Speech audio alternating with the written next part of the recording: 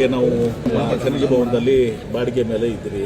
2013 ಅವಾಗ ದೇಶಪಾಂಡೆ ಸಾಹೇಬರು industries minister ಇದ್ದಾಗ ಇದನ್ನು ಪ್ರಾರಂಭ ಮಾಡಿದರು. ಕಾರಣಾಂತರದಿಂದ ಭಾಳ ಡಿಲೇ ಆಗಿತ್ತು.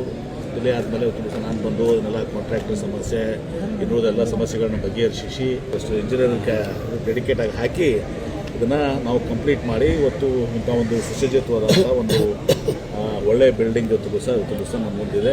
ಇದು KIDB ಆ್ಯಕ್ಟಿವಿಟೀಸ್ ಭಾಳ ವಿಸ್ತಾರಗೊಂಡಿದೆ. KIDB ನಿಮ್ಗೆ ಗೊತ್ತಿದೆ, ರಾಜ್ಯಾದ್ಯಂತ ಇವತ್ತು ದಿವಸ ಇರುತ್ತೆ. ಹೀಗಾಗಿ ಅವರಿಗೆ ಇಲ್ಲಿ ಕೆಲಸ ಮಾಡಲಿಕ್ಕೆ ಎಲ್ಲ ಕೂಡ ಅನುಕೂಲ ಆಗ್ತದೆ. ಆ ದಿಶೆಯಲ್ಲಿ ಇವತ್ತು ಏನು ದೇಶಪಾಂಡೆ ಸಾಹೇಬರ ಕನಸಿತ್ತು, ಇದು ಭವನ ಆಗಬೇಕು ಅಂತೇಳಿ ಅದನ್ನು ಇವತ್ತು ನನಸಾಗಿದೆ.